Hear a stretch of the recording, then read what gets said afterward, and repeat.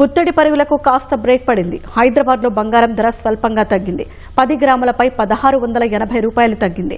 24 క్యారెట్ల 10 గ్రాముల బంగారం ధర 1,58,000గా ఉంది. 22 క్యారెట్ల 10 గ్రాముల ధర 1,39,650గా కొనసాగుతోంది. ఇవాళ వెండి ధరలు స్వల్పంగా తగ్గాయి. కిలో వెండిపై 9,000 తగ్గింది. హైదరాబాద్లో కిలో వెండి 2,60,000గా ఉంది.